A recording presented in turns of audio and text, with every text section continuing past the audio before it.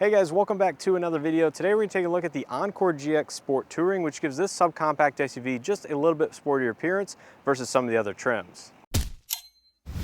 So for 2024, the Encore GX and its platform mate, the Chevy Trailblazer, go through a mid-cycle refresh, which enhances the exterior design, gives it some new updated technology on the inside, as well as tweaks packaging depending on the trim level just a little bit. Now here beside me is a Sport Touring trim, which normally would have been an option package on top of a trim level, but for 2024, Buick decided to make the Sport Touring a standalone trim. So now this is now the middle trim in the Encore GX lineup, just one step below the top Avenir and one step up from the base Preferred. Now for 2024, across the Encore GX lineup, it does get some new technology on the inside, as well as a revised dash layout design. So overall, I think this really enhances the interior appearance of this vehicle. But if you want to know everything that changed in specific for the 2024 model year, make sure to check out the dedicated video I have here on the channel where I cover that in a little bit more detail. Now finally, when it comes to pricing, it did increase across the board for the 2024 model year. So that means the Sport Touring, seen here beside me in all-wheel drive, now starts at $29,695, including destination, but can climb well over the mid $30,000 mark, depending on the exterior color you get, as well as some of the option packages that you can get. So do keep that in mind. Starts just below $30,000 as seen here, but can climb around the $34,000, $35,000 mark fully equipped. So with all that information in mind, let's not waste any more time. Check out what this Encore GX Sport Touring has to offer for just over $34,000. So the Encore GX in front of us is finished in the sunrise red metallic exterior with the ebony leather interior. Now I know it is a mostly cloudy day, which is a little bit unfortunate because this sunrise red metallic does pop and has a lot of metallic flake in the sunlight and is a bit of a reddish orange, I would say, as an overall description of the color. I'm glad to see that Buick is offering some different exterior colors because overall, most of the brands out there are offering some mundane colors. So I really think this color does break it up and stand out from the crowd. Now up front of every Encore GX, you will find full LED lighting. So you have your LED daytime running lights and LED turn signals in this upper portion with your LED projector headlights a little bit farther down on the front bumper.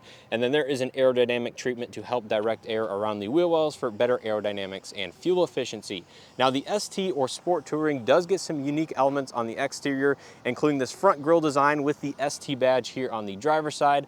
A little bit of additional chrome that surrounds that portion right there and kind of the mouth of the front bumper, if you will. And there is the new or updated Buick logo for 2024 models on many of their vehicles, including the red, white, and blue elements and the kind of shields that are separated instead of being encapsulated in that circle. So really like the front end refresh here on the Encore GX and all of the gloss black that you do find here specifically for the Sport Touring. Now coming around to the side of the vehicle, the gloss black does continue on with the wheel arches and the lower portions of the door there versus the matte black plastic, or on the top Avenir, this would be all body color trim. So do keep that in mind, as like all three trims are differentiated by the exterior appearance here on the outside. Now coming to the wheels and tires, these are gonna be a Sport Touring specific wheel finished in gloss black. They're 19-inch in size, wrapped in 245/45 Continental Pro Contact TX all-season tires. So a pretty high quality all-season at that. Coming to the mirrors, these are going to be body color with the camera on the bottom because of the equipment that this one does have. So it does have the 360 camera system. They are going to be heated. It does have blind spot detection.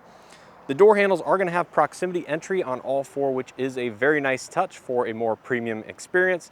And here on the side of the GX, you can see all the chrome treatments around the top of the windows, the roof rails up top, as well as a few chrome accents on the door handles, and then the gloss black trim a little bit farther down on the lower portion that of course wraps into the rear bumper as well.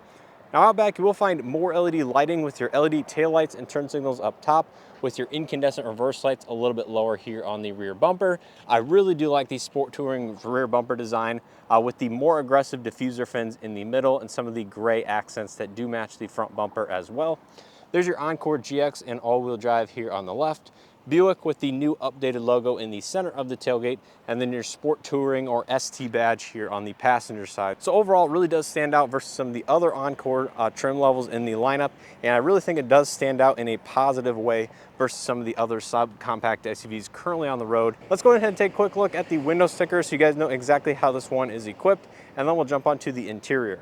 So take a quick look at the window sticker on this particular vehicle. It does have the Experience Buick package, which includes the panoramic power sunroof and the 19-inch gloss black wheels. Comfort package, which includes things like a power driver seat, remote start, heated front seats, and rear center armrest, among a few other items. The advanced technology package, as well as the power liftgate and sunrise red metallic, is an extra cost exterior color, which brings the total MSRP to $34,530, including destination. Now taking a quick look on the interior, this one does have the ebony or black leather interior with some premium accented materials. So starting out here on the door panel, you'll find a partially soft touch door panel in the center section right there with the gray accent stitch. You have a hard touch plastic upper, chrome door handle pull, power windows, mirrors, and locks with automatic driver's side window, and there is your power liftgate control as well, which you can set to max, open, or 3/4, which can also program the height depending on the height that you wish. So that is a very nice function, and it does have a lot of additional door storage with an integrated bottle holder. So that is definitely a nice touch for additional storage space in this fairly small SUV. Now coming to the driver's seat, this is going to be a power driver's seat with two-way power lumbar. And there is the black leather seating surfaces with the gray accent stitch. It is nicely perforated in the center sections right there. And the STs will come with a unique embroiderment here on the headrest to set it apart versus that of the lesser trim. So immediately upon entering the vehicle, find the new dashboard layout with some of the new integrated technology inside it. Now in front of the driver, you'll find an 8-inch fully digital gauge cluster, very similar to some of the other recent GM vehicles that have debuted on the market, such as the Chevy Trax, Chevy Colorado, GMC Canyon, and Buick Envista. Now, of course, the Buick versions will have the own UI or skin design theme on top of the software with some of the grays, browns, and the other unique elements that GM decided to add to it. This is controlled here on the right side of the steering wheel. This is the main layout that you will see upon starting the vehicle. However, if you press and hold the center dial wheel here for a few seconds, you can change the overall layout and what is displayed on the center cluster. So you have gauge 2, which gives you a little integrated tachometer with your digital speed readout on the right side. You can put some of your other vehicle information, infotainment. You can have it clean, which just pretty much gives you the overall speed readout and gets rid of some of the other gauges on the left side. So overall, I really do like it, and it is fairly easy to use. Now coming back to the steering wheel, this is going to be a leather wrap steering wheel with the gray accent stitching. This one is going to be heated due to the option packages that this one does have. You have your adaptive cruise control here on the left side with your integrated gap adjust just above that. On the right side, you have your gauge cluster controls, audio, multimedia, infotainment. On the back side, it does have paddles to control some of the other infotainment settings as well. Automatic high beam assist, standard equipment across every Encore GX, regular wiper stock. To the left of the steering wheel, you have your gauge dimming as well as your automatic headlight controls, and no fog lights on this particular vehicle. You have some soft touch elements across the dashboard with some textured chrome around the vents, which really does make it stand out. There's a little bit of faux stitching across the dashboard, and there is your LED indicator for the forward collision avoidance and a few other items that does flash and project onto the glass. Just overall a nice safety feature as well. Now coming over here to the infotainment system, this is going to be the same screen size found in some of the other vehicles like I mentioned, such as the Chevy Trax. This is going to be 11-inch in size, does feature wireless Android Auto, wireless Apple CarPlay. This one has built-in 360 camera system, which is a very nice high resolution. Sirius XM, AM, FM, USB, Bluetooth inputs as well. Integrated Wi-Fi hotspot to connect external devices such as smartphones, tablets, computers, anything like that to it. You have all of your shortcuts here on the left side. Notifications, so in case you do get a notification, it will show up right there as long as your smartphone is connected, and your time as well as the ambient exterior temperature there on the right side. So overall, really do like this system. If you want to know a full tour of this, I do have a Chevy version here on the channel, so make sure to check that out. 2 AC vents below that with your integrated hazard button. Manual single zone climate control, which is a little bit interesting given the overall price point, but of course single zone automatic is available. USB-A and USB-C data inputs, 12-volt power outlet, wireless charging pad, which is a very good usable size indeed in the center section right there. In front of the shifter, you have your engine stop start, all-wheel drive to lock it in to send power to all 4 wheels, lane keeping assist, as well as traction control off. There's your leather-wrapped shift knob with shift boot. 2 integrated cup holders, which is fairly large, but a little bit on the smaller side, I will say.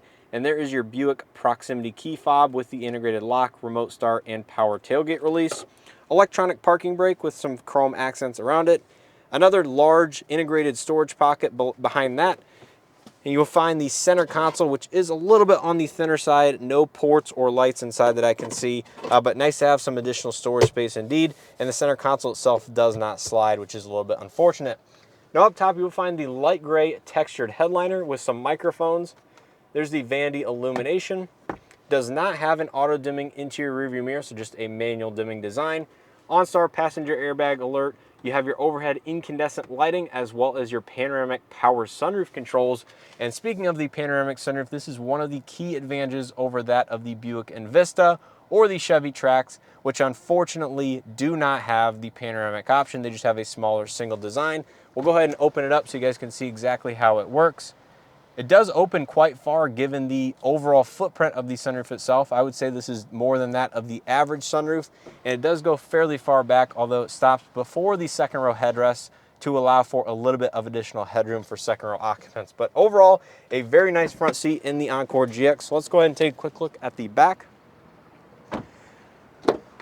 Here in the back of the Encore GX, you'll find most of the same materials from the front. So here on the door panel, hard touch upper, soft touch center section, and a little bit of additional storage space in the lower door panel. Seating materials are of course going to be the same as the front with the perforations in the center.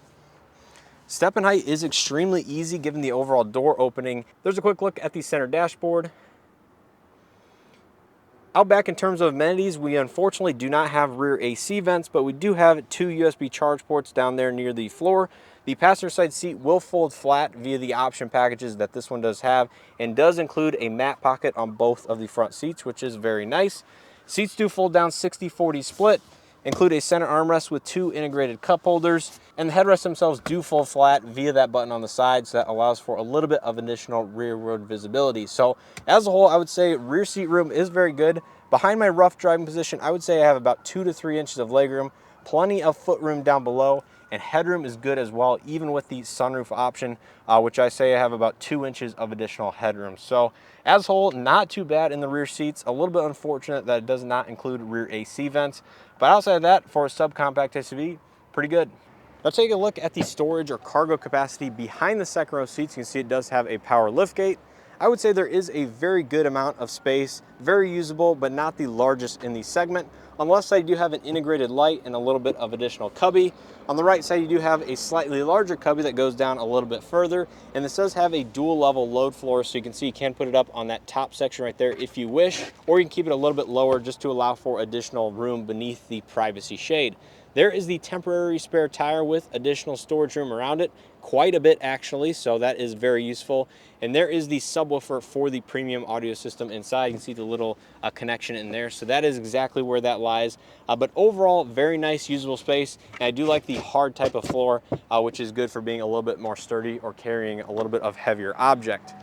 And coming over here to the passenger front seat, materials are going to be the same as the driver's side. In terms of seat, it is going to be a 4-way manual seat, so no height adjustment, but the seat back itself does fold flat, which I'll demonstrate here in a second. There's a better look at the dashboard and some of these soft touch materials. Glove box is damped, does not have any illumination or light inside, but it is a very usable size. And to fold the seat back, you simply fold this lever down, and it will automatically fold flat as long as the headrest and the seat itself is far enough back to not contact the dashboard.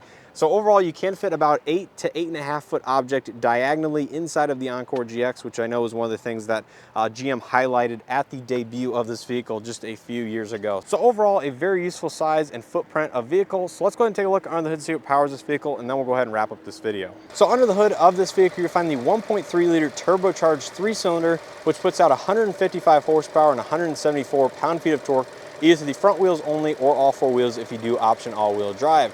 Now this is paired to a 9-speed torque converted automatic, and overall I think the 9-speed is definitely one of the reasons to get the more powerful and the all-wheel drive versions of the Encore GX. Depending on the trim level, the 1.3 liter turbo is going to be the only engine option available, and you can of course get the 1.2 liter turbocharged 3-cylinder paired to a CVT in the front wheel drive only application. So as a whole, I think this is plenty of power for a vehicle like this and should move around without much issue. So that's going to do it for this quick walk around tour of the 2024 Encore GX Sport Touring. So if you guys enjoyed this video and or found something helpful, make sure to hit that like button below.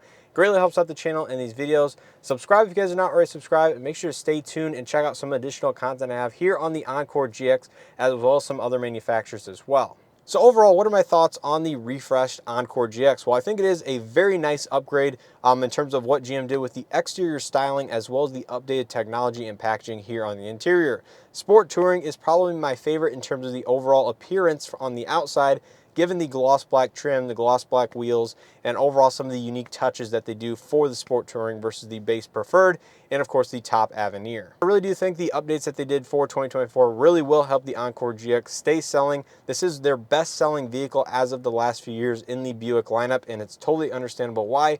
Very useful size, very attractive price point, and very attractive feature set, even though it can get a little bit pricey if you do check all of the option boxes, especially on the top Avenir. So I think the Sport Touring is a good option in the middle of the trim lineup.